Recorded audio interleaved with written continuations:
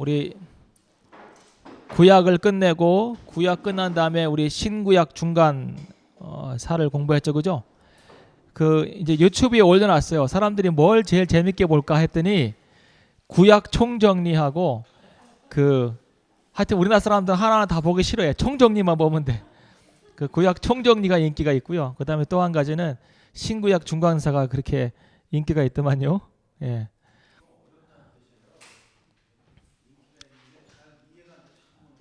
그럴 수도 있겠죠.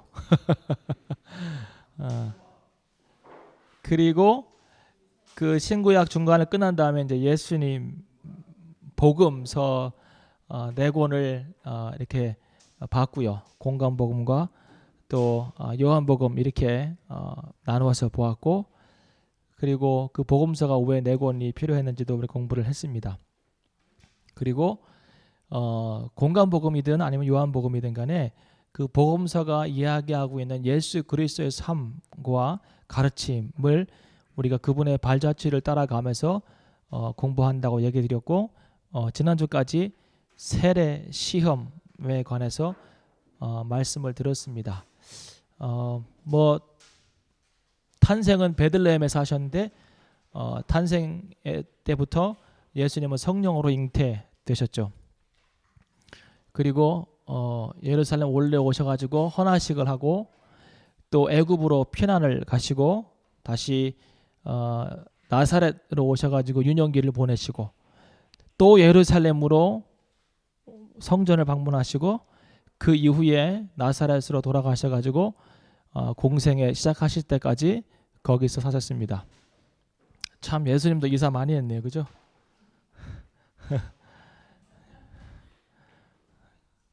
그리고는 공생애를 시작하시면서 요단강에서 세례 요한에게 세례를 받으십니다. 그때에도 성령이 비둘기같이 임하셨고요.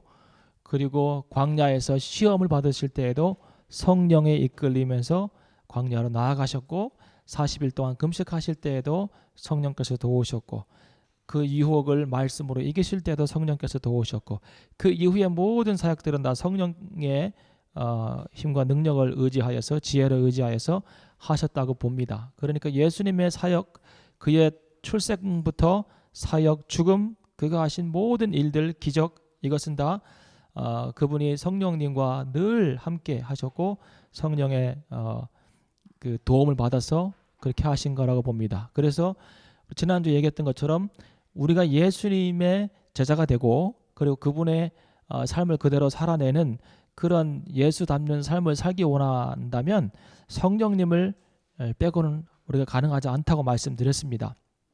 그리고 뭘 얘기했냐면 순종하는 것에 대해서 이야기했습니다. 그런데 그 순종은 들음으로 가능한 것입니다. 듣지 않고 어떻게 순종하겠습니까?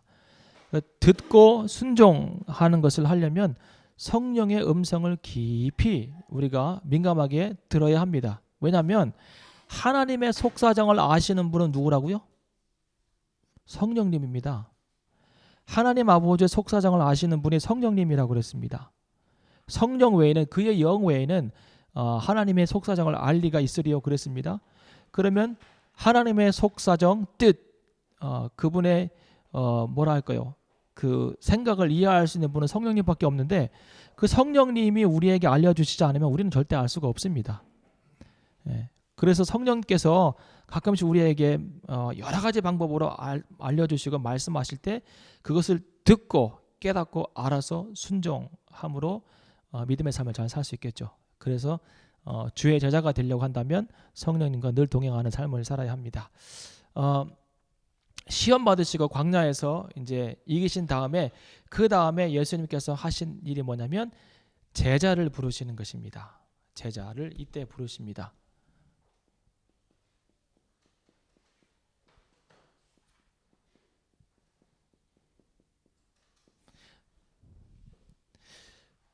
제자들을 부르시는데요. 예수님께서 제자들을 한 번에 그들을 딱 부르시고 그리고 그들이 한 번에 예수님 따라갔다고 생각하면 오산입니다.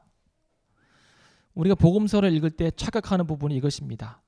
예수님께서 그들을 불렀을 때 그들은 배를 버려두고 바로 예수님 따라갔다고 합니다마는 실제로 그렇지 않습니다. 예수님께서 제자들을 부를 때는 적어도 2번이나 3번 정도의 다른 그 기회를 통하여서 그들을 부르십니다. 그리고 그들은 예수님 따라 나선다고 예스 하면서도 다시 어느샌가 자기 삶의 자리로 돌아와 있는 것을 우리가 여러 가지로 볼 수 있습니다. 첫 번째 예수님께서 그들을 부르시는 장면이 어디냐면 요한복음 1장에 나옵니다. 펴보시기 바랍니다.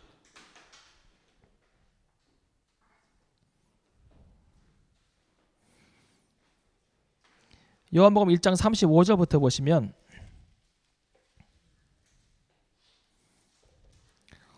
또 이튿날 요한이 자기 제자 중 2사람과 함께 섰다가 세례 요한과 그의 제자 둘과 같이 이제 요한이 섰다가 예수의 다니심을 보고 말하되 보라 하나님의 어린 양이로다. 2 제자가 그의 말을 듣고 예수를 쫓거늘. 야, 이런 일이 가능합니까? 제가 여러분과 같이 서 있어요. 제가 여기 서 있고 제 오른쪽에도 제 왼쪽에도 집사님 한 분들이 서 있는데 저 목사님 참 훌륭하신 분이야. 그랬더니 벌써 이 2사람이 그 목사님을 따라가고 있어. 이런 일이 있으면 돼요, 안 돼요? 근데 실제로 그런 일이 일어났다고요. 이 요한이 자기 제자 2을 데리고 있다가 저분이 어린 양이라고 얘기합니다. 세상 죄를 지고 갈 하나님의 어린 양이라고 했더니 그 둘이요 아주 요한을 돌아보지도 않고 예수님 따라갑니다. 만약에 이게 한국 교회에서 오늘날 일어났다면 이건 큰일 날 일입니다. 근데 요한이요 안 그래요. 요한이 예수님이 누군지 알기 때문에 요한이 안 그러죠. 그 3장 30절을 보세요. 이 정도는 돼야 목사의 마음의 넓이가 그는 흥하여야 하겠고 나는 쇠하여야 하니라. 그는 누구예요? 예수님. 예수님의 사역은 흥하여야 되고 나의 사역은 쇠하여야 한다는 이 말입니다. 나의 제자였지만 예수님을 따라간다고 치면 그것은 영광스러운 일이라는 것이죠. 그래서 요한이 그들을 보내줍니다. 38절에 보면 예수께서 돌이켜 그를 쫓는 것을 보시고 물어 가라사대 무엇을 구하느냐 가로되 라삐여 어디 계시노니까. 이 말이 뭐예요?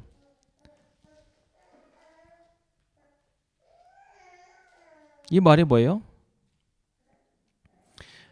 라삐여 어디 계시노니까. 그랬더니 예수님께서 뭐라 물으세요? 예수께서 가라사대 와 보라. 그러므로 저희가 가서 계신 데를 보고 그날 함께 거하니 때가 제 10시쯤 되었더라 그랬습니다. 그리고 그 다음에 40절에 보시면 요한의 말을 듣고 예수를 쫓는 2사람 중에 하나는 시몬 베드로의 형제 안드레입니다. 이 안드레가요 그가 먼저 자기 형제 시몬을 찾아 말하되 우리가 메시아를 만났다 하고 메시아는 번역하면 그리스도라. 데리고 예수께로 오니 예수께서 보시고 가라사대 내가 요한의 아들 시몬이니 장차 게바라 하리라 하시니라. 게바는 번역하면 베드로라 그랬습니다. 그러니까 지금 예수님의 제자 중에 하나가 안드레였고 그 안드레가 자기 형을 베드로를 데려와서 예수님께 소개합니다. 그래서 예수님께서 너는 게바라 그렇게 이야기하면서 제자들을 부르시죠. 그 다음 날 43절에 보면 이튿날 예수께서 갈릴리로 나가려 하시다가 지금 어디 계신 거예요? 그러니까 요단강에 계신 것이죠. 첫 번째 첫 번째 제자들을 부르실 때는 1차 부르실 때는 장소가 어디예요? 요단강이에요.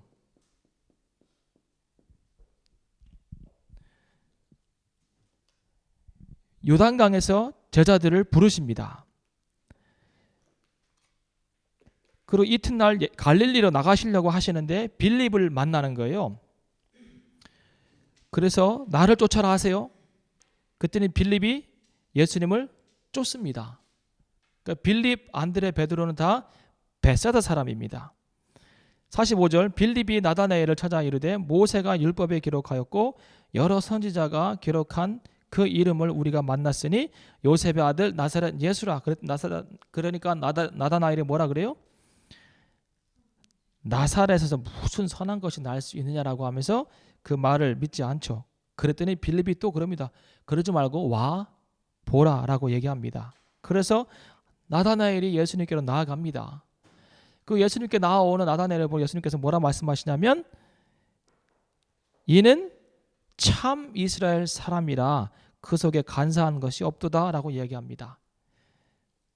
그래서 이제 자세한 이야기는 이제 하지 말고 여기서 자 이미 예수님께서 세례 받으시고 광야 시험 끝난 다음에 요단강 근처에서 이미 제자들을 1차적으로 부르십니다. 다는 아닙니다. 다는. 그런데 1차적으로 안드레, 베드로, 빌립, 나다나엘을 부르십니다. 그러면 이제 이때부터 부르셨으니까 따라다녀야 될 거 아닙니까? 그래요, 안 그래요? 안 그래요. 안 그래요. 이 사람들이요. 처음에 요단강에 내려온 이유는 세례 요한의 영향력이었습니다.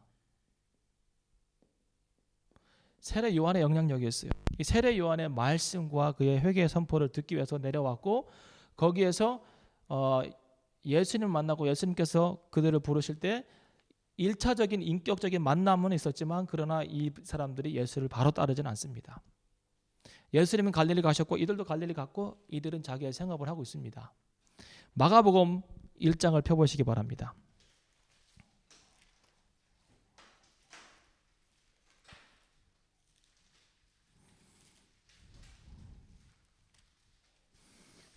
마가복음 1장 16절부터 보시면 갈릴리 해변으로 지나시다가 자 장소가 어디 여기는요? 갈릴리예요. 1차에서는 요단강이었고 2차는 갈릴리예요. 그러니까 같은 사건입니까? 같은 사건? 아니죠. 갈릴리 해변으로 지나다가 누구 본 거예요? 시몬은 누구예요? 베드로. 그죠? 여기서 베드로를 본 겁니다. 그리고 그 형제 누구요? 안드레.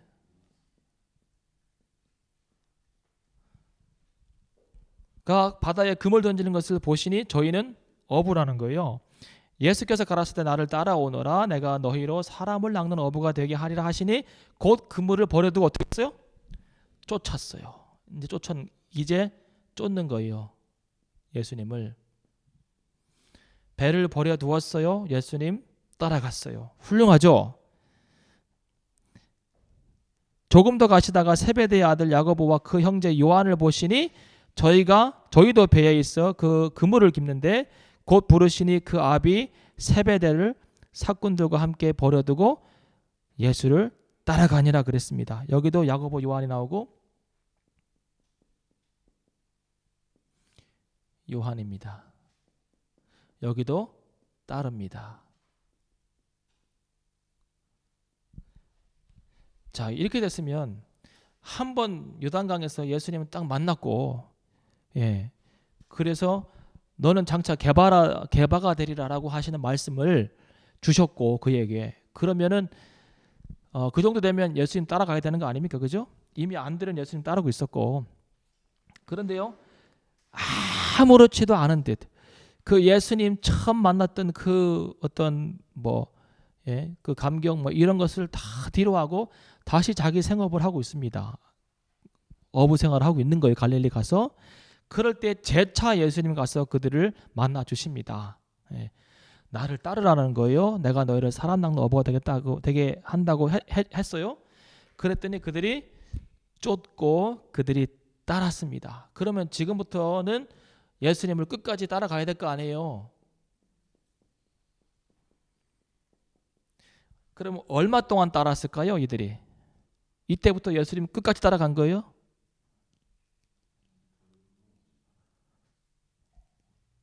누가복음 5장을 한번 보세요.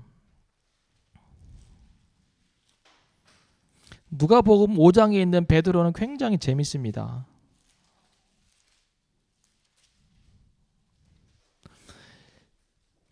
무리가 옹위하여 하나님의 말씀을 들을새 예수는 게네사렛 호숫가에 서서 호숫가에 두 배가 있는 것을 보시니 어부들은 배에서 나와서 그물을 씻는지라. 예수께서 한 배에 오르시니 그 배는 누구의 배예요? 시몬의 배예요. 시몬의 배. 예수님 왜 시몬의 배에 오르셨을까요?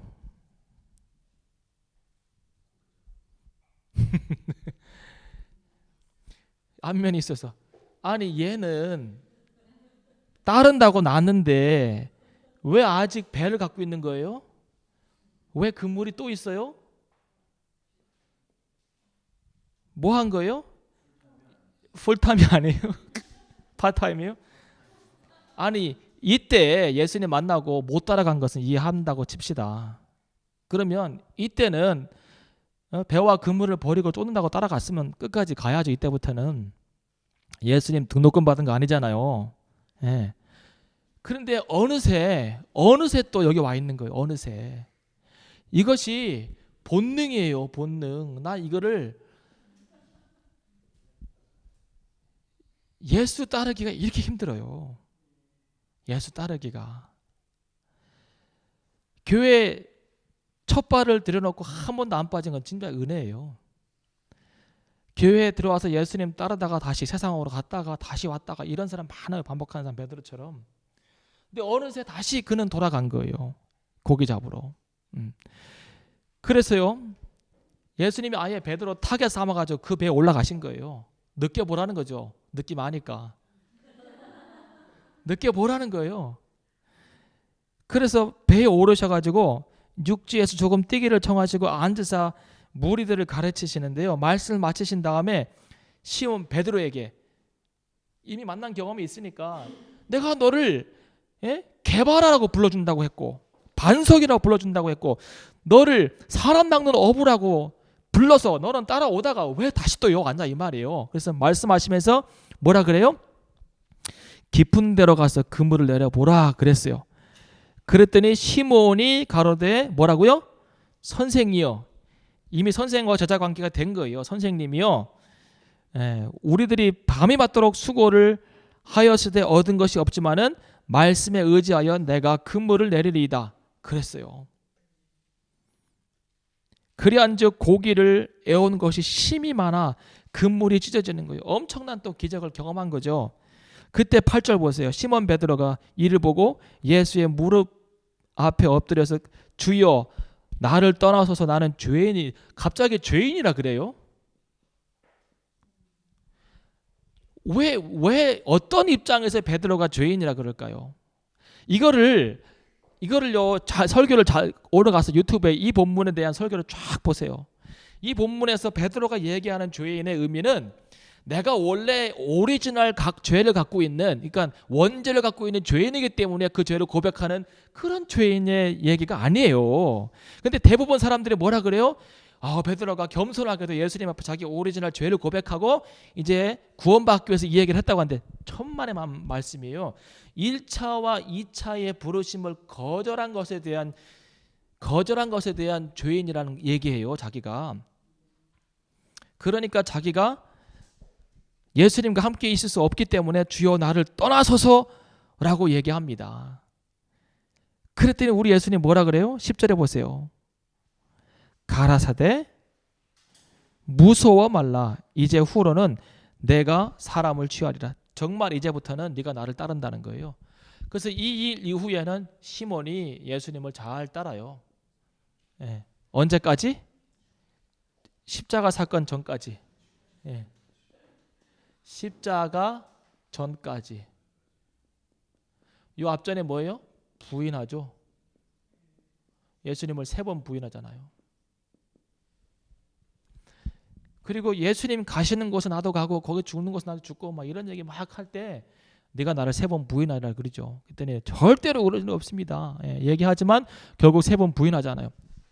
예수님 돌아가셔서 무덤에 들어가신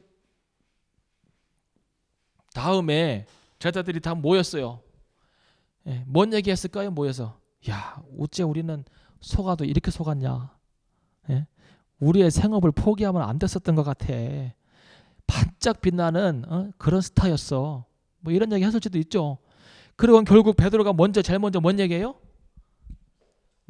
베드로가 먼저 일어나요. 성경에 보면 나는 이제 고기 잡으러 간다는 거예요. 이거 또 하러 가는 거예요. 또 배와 그물을 만지러 가는 거예요. 또 어디로 가는 거예요? 또 세상으로 가는 거예요. 또 끊임없이 이 일을 해요. 끊임없이. 예. 제자 부르심을 제가 왜 얘기하는지 아세요? 이때도 부르셨는데 다 돌아가고, 이때 부르셨는데 또 돌아가고, 이때부터는 죄인이고 너무 죄송하고 무서우니까 따라다니다가 돌아가실 때 다시 자기가 하던 그 배와 그물을 그걸 잡으러 다시 돌아가고, 이게요 끊임없이 반복되는 일이잖아요. 근데 언제 끝나요 이게? 성령이 오신 다음에. 지금 계속 제가 얘기하는 게 뭐냐면 성령이에요. 성령. 제자들을 부르시고 제자의 삶을 끝까지 살아가는 이유는 뭐예요? 성령이에요. 어떤 목사님이 그랬어요. 이 세상에서 가장 불쌍한 사람이 누구냐면 성령 없이 신앙생활하는 그리스도인이라는 거예요. 그 사람이 제일 불쌍하대요. 왜냐하면 예수 따라가는 삶이 그렇게 힘든 삶인데 성령 없이 자기 힘으로 그걸 하려니 얼마나 힘들어요. 베드로가 성령 받은 다음에 그 다음부터는 다시 고기 잡으러 배 만지러 가지 않습니다. 결국은 어떻게 해요? 로마에서 거꾸로 십자가에서 순교하잖아요. 예. 여러분, 우리가 주의 제자라고 합니다. 우리가 달려가는 이 하늘 가는 길을 끝까지 잘 달려갈 수 있을까요? 님 어떡해요? 끝까지 달려갈 수 있을까요? 비결이 있어요. 비결이 성령과 함께 가면 돼요. 함께. 성도는 누구나 개인적인 오순절을 경험해야 돼요. 이 오순절이 오기까지는 제자가 아니에요. 성령의 충만함과 성령이 나에게 오셔서 나를 완전히 뒤집고 변화시키고 내 성품과 삶의 모든 패턴까지도 완전 확 뒤집어 엎으시는 그 개인적인 오순절을 경험을 해야 돼요. 베드로는 그걸 경험한 다음에는 어떤 사람 앞에서도 누구 앞에서도 그는 떨리지 않고 두려워하지 않았어요. 심지어 그가 뭘 써요? 베드로 전 후서를 쓰잖아요. 베드로는 어부 출신이에요. 근데 베드로 전후서 읽어보면 이건 정말 훌륭한 책이에요. 이건 엄청나게 훌륭한 책이에요. 그러니까 정말 내가 썼냐 안 썼냐고 이렇게 지금도 학계나 책이나 뭐 신학 대학에서도 베드로가 썼다고 생각하는 사람 많지 않아요. 왜요? 그의 출신 성분 때문에. 근데 이게 가능해요. 나는 베드로가 썼다고 봐요. 왜요? 성령이 도와주시면, 지혜 주시니까.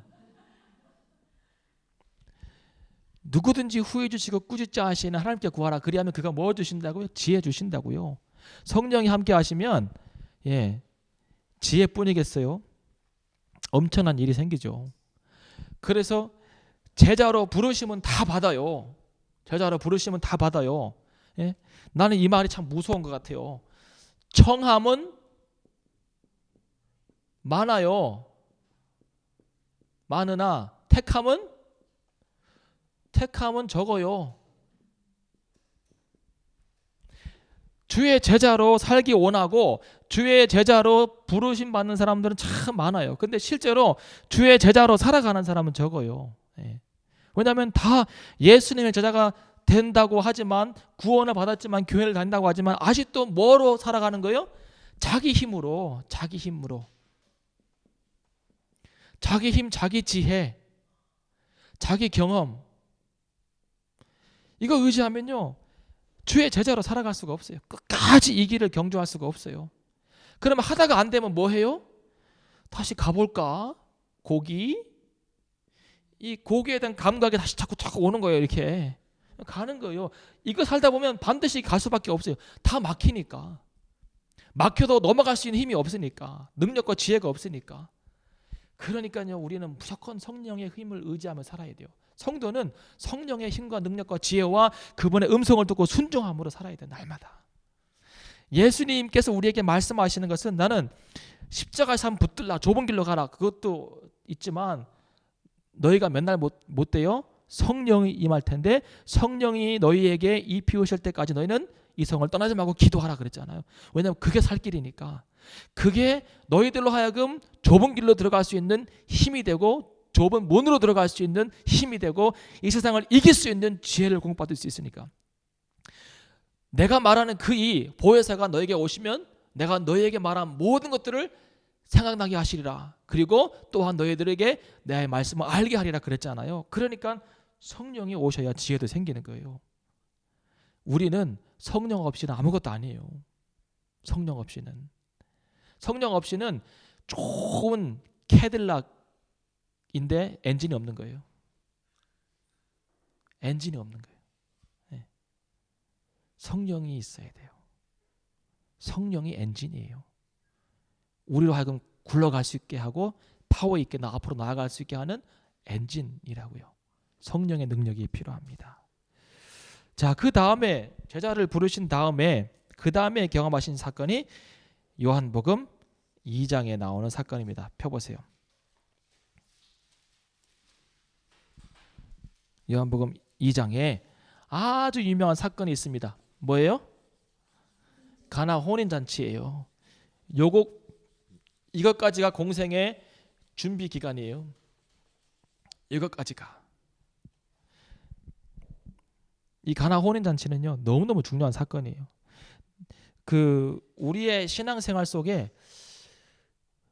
예수님께서 딱 강조점을 두 가지 한다고 치면 저는 하나는 믿음이라고 봅니다. 또 하나는 순종이라고 봅니다.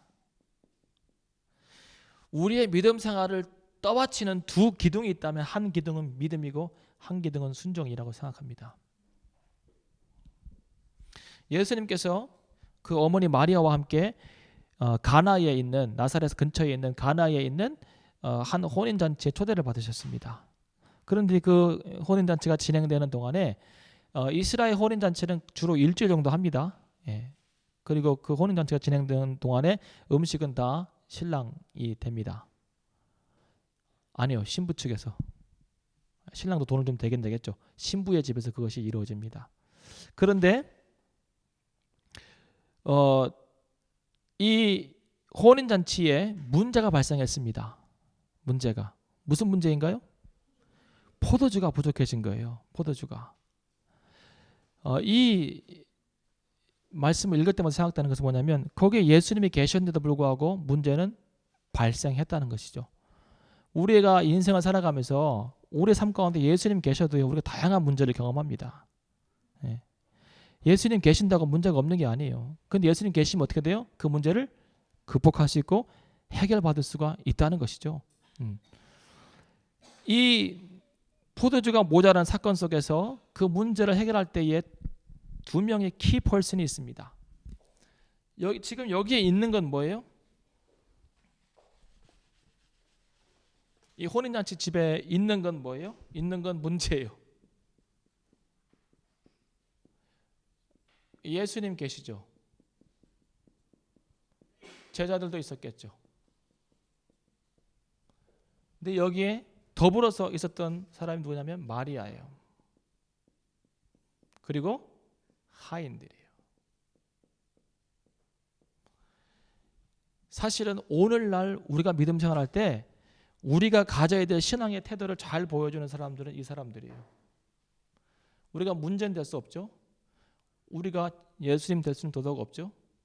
제자들은 우리가 제자 되려고 노력하고 있는 중이고, 우리는 마리아와 하인 같은 믿음의 자세를 가져야 돼요. 믿음에 관해서는 마리아 같은 믿음을 가져야 돼요. 순종에 관해서는 하인들 같은 순종의 자세를 가져야 돼요. 짧게 시간이 없으니까 마리아가 가진 믿음이 어떤 것인지 일단은 설명해 드릴게요. 마리아가 이 문제가 발생함을 듣고 누구에게 와요? 예수님께로 오죠. 예수님께로 와서 포도주가 부족하나이다라고 얘기합니다. 예수님이 모든 문제의 해결하심을 그는 믿습니다. 예수님이 문제 해결을 할 수 있다. 이런 첫 번째 믿음은 이 문제입니다. 예수님께 그 문제를 갖고 온 것은 예수님이 그 문제 해결할 수 있다는 믿음입니다. 왜 그 얘기하겠어요? 예수님 할 수 있다는 것이죠. 예. 제가 스탠리 템 장로님 얘기했잖아요. 그죠? 그의 공장에 가면 그 건물 외벽에 뭐가 있다고요? 한 센텐스가 있다고요. 뭐라고요? Jesus is answer입니다. Jesus is answer. 예수님이 해답이에요. 예수님이 해답이에요.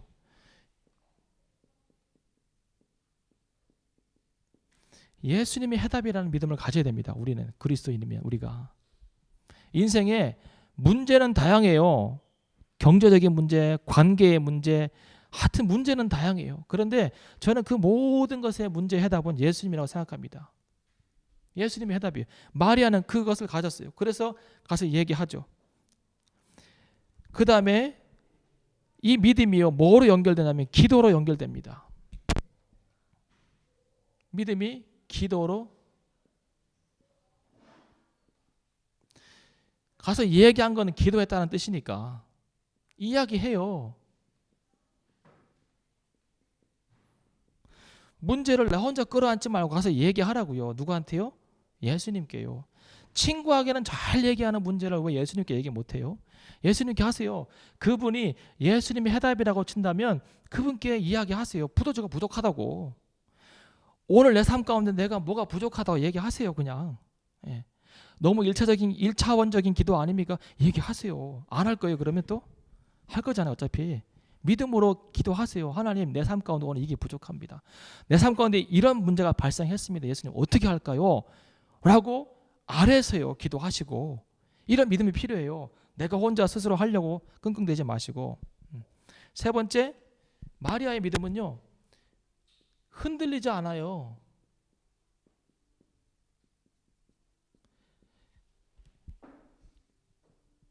예수님께서 포도주가 없다고 하는 마리아의 말을 듣고 뭐라 그래요?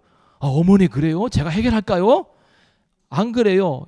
왜 나한테 얘기하세요? 여자여, 내 때가 아니니이다. 이때 여자는 또 예수님이 또 마리아를 또 구박했다고 그렇게 얘기한 사람인데 그렇지 않아요. 예. 그런 표현에서 여자여가 아니에요. 예. 예. 그래서 하여튼 나중에 그 얘기하기로 하고, 예수님이 그것을 쉽게 받아들이지 않는다고요. 그런데 거기에 대해서 흔들리지 않아요. 뭘 보면 알 수 있어요? 하인들에게 부탁하니까, 예수님께서 너에게 뭐라고 말씀하셔도 그것을 하라고 주문하니까, 흔들렸으면 에이 하기 싫은가 보다 오늘은 이럴 거 아니에요.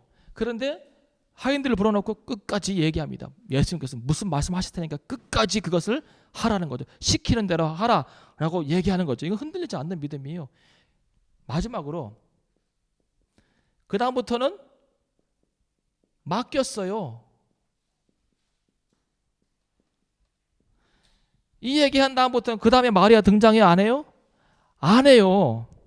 이거 해놓고 또 가가지고 막 야 됐어 안 됐어 막 이렇게 막 따지고 야 빨리 옮기고 하고 진드지 안 한다. 그냥 맡겨놨어요. 예수님께 문제 있어서 하나님 이 문제가 있습니다. 어떻게 할까요? 기도하고, 예? 흔들리지 않게 기다리면서 그 다음 어떻게 돼요? 그냥 맡겨놓으세요. 예수님께. 그분이 이제부터 하시도록 하면 됩니다. 문제가 있을 때 우리가 가져야 될 믿음은 이거예요. 그러면 그 다음 편에 하인들의 순종은 어떤 것일까요? 하인들이요, 첫 번째, 여러분 우리가 순종하되 즉시 해야 돼요. 에이 다음에 해. 다음 없어요. 순종은 빨리빨리 해야 돼요. 순종 못하는 이유 중에 하나가 미루다가 못하는 거예요. 미루다가. 그래서 예수님께서 이렇게 생각하셨던 시간을 지나면 아무리 순종하려고 해도 그 다음부터는 못해요. 그들은 그 말씀을 듣고 즉시 순종했어요. 두 번째, 힘써서 순종합니다. 그 물을 담아다 놓는 게 보통 일이 아니에요. 오늘날 같으면 수도꼭지 탭만 탁 틀면 될 거 아니에요. 근데 그때는 어때요? 우물이요, 집안에 있는 게 아니에요. 우물에 물을 길러 한참을 가야 돼요. 나는 하인이 몇 명 있었을까 그게 궁금한데, 그 하인들이요 한 세네 명이라고 할지라도요, 그 결례를 따라 두는 이 항아리 6개를 꽉 채우려면 반나절 이상을 해야 돼요. 갔다가 물 길러와서 채우고 갔다가 와서 물 길러서 채우고, 이게요 반나절, 아무리 힘이 좋은 장정이라고 할지라도 한참 걸리는 일이에요. 그런데 힘쓰는 일이었어요. 열심히 해요. 열심히. 순종은 이렇게 하는 거예요. 세 번째, 기쁨으로 해요.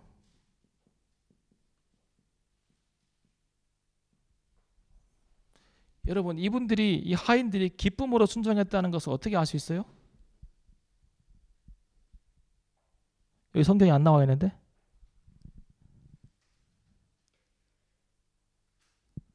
어떻게 알 수 있어요? 이들이 기쁨으로 순종했다는 것을? 아구까지 채우잖아요. 아구까지 채울 필요는 없잖아요. 아구가 어디예요?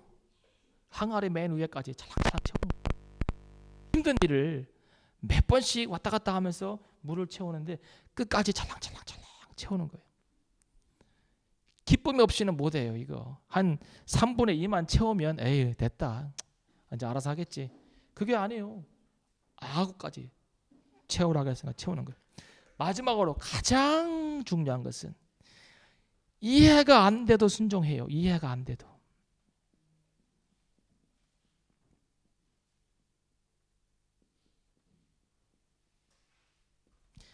우리 대부분은 여기에 걸려요. 여기에. 이해가 안 되는 거예요. 왜 나에게 이걸 말씀하시는지, 왜 나에게 이걸 하라고 하는지. 지금 우리 시대에, 예? 이렇게 과학이 발달하고 하는 시대에 이걸 왜 하라고 하지 나한테? 이해가 안 되는 것이죠. 이 하인들은요, 그 결례를 따라 두는 항아리에 물을 채우라고 하는 것도 웃겠지만 포도주가 부족한데, 그것을 나중에 어떻게 하라고요? 연회장에게 갖다 주라 라고 하는 것은 더더욱 이해가 안 되는 거예요. 포도주가 부족한데 그냥 물도 아니고 발 씻는 물, 손 씻는 물에다가 항아리를 채운 그것을 연회장에게 갖다 주라니, 이게 말이 됩니까? 근데 성경에 보면 그들이 투덜대며 갖다 줬더라, 이런 얘기가 없어요. 갖다 주라고 하니까, 예수님이 갖다 주라고 하니까 갖다 준 거예요. 그냥. 여러분, 우리가 할 일은요, 이게 될까 안 될까를 고민하는 것이 우리 할 일이 아니에요.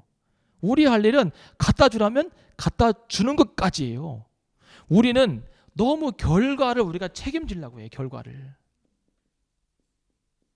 결과 책임은요, 누가 져요? 하나님이 지시는 거예요. 결과를 우리가 책임진다 하면 이사야는 사역을 하면, 왜요? 이사야가 그렇게 하나님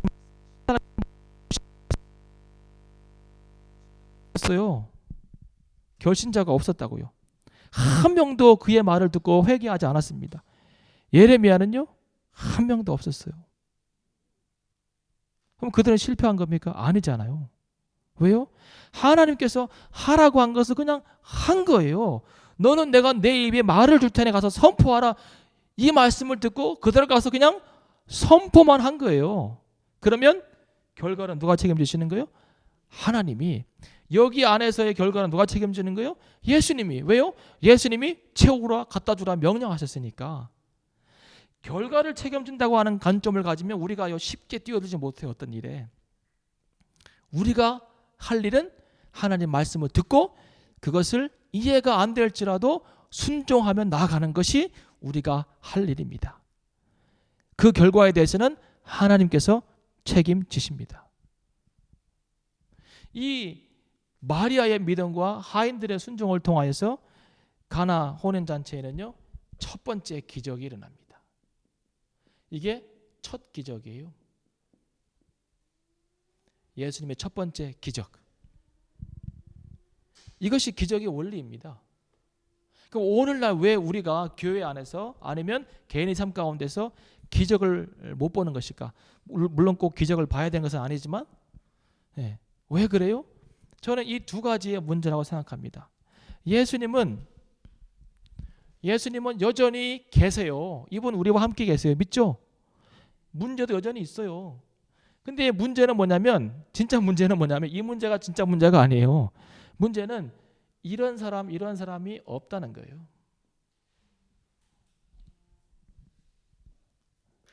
이렇게 정말 예수님께서 하라고 하는 것을 맹목적으로 순종할 수 있는 사람이 없다는 것이죠. 물론 이런 음성을 듣지도 못하고 사실은. 예. 근데 가끔씩 어떤 사람들이 와가지고 간증할 때 놀라운 사건들을 이야기하잖아요. 그 사람들이 얘기를 막 이야기를 통해서 하잖아요. 그런데 그 핵심을 두 가지를 딱 집으라면 이것과 이거예요. 얼마 전에도 제가 어저께 뭘 봤는데 얼마 전에도 선교지에서 물이 포도주로 바뀌는 사건이 일어났어요. 얼마 전에도 선교지에서 성만찬을 해야 되는데 예, 물이 포도주로 바뀌었대요. 예.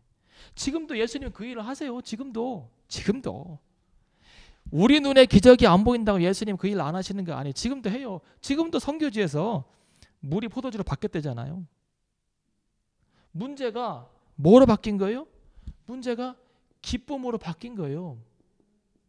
지금도 이런 일들이 일어나요. 지금도. 그럼 우리가 할 일은 뭐예요? 믿음으로 서 있고 온전히 순종하는 것이 우리에게 필요한 것이겠죠. 여러분 어떤 문제를 만날 때 두려워하지 마세요. 그 일이 어떤 일이든지 간에 그 문제가 크든지 작든지 간에 두려워하지 마시고 하나님께서 예수님께서 문제의 해답이다라고 생각하시고 기도하시면서 흔들리지 않고 그분께 맡기세요. 그리고 그 다음부터 그분이 주시는 음성에 귀를 기울여서 무엇이든지 말씀하시면 기쁨으로 순종하고 그것이 혹 이해가 안 될지라도 순종하며 나아가 보세요. 그러면 자 보세요. 이 기쁨이 꼭 문제가 사라져서 생기는 것은 아니에요. 오늘 내가 믿음 가지고 순종하다 보니까 상황은 그대로 있어도 기쁨이 넘쳐나는 게 믿음 생활이에요. 그런데 더 좋은 것은 어느 순간인가 예수님께서 문제도 해결해 주신다는 거예요. 이러니 얼마나 좋아요. 우리는 신앙생활하기가. 그 하나님이 예수님이 지금 나와 함께 하신다고 하는 이 믿음을 가지면 얼마나 좋아요. 이것이 예수님이 이제 본격적으로 갈릴리 사역 시작하기 전까지의 예수님께서 우리에게 보여주신 삶의 모습이고 우리 개인에게 주시는 신앙의 메시지입니다. 다음 주부터는 예수님의 갈릴리 북부 사역에 대해서 또 전반적으로 이렇게 한번 살펴보는 시간들을 갖도록 하겠습니다. 기도하겠습니다.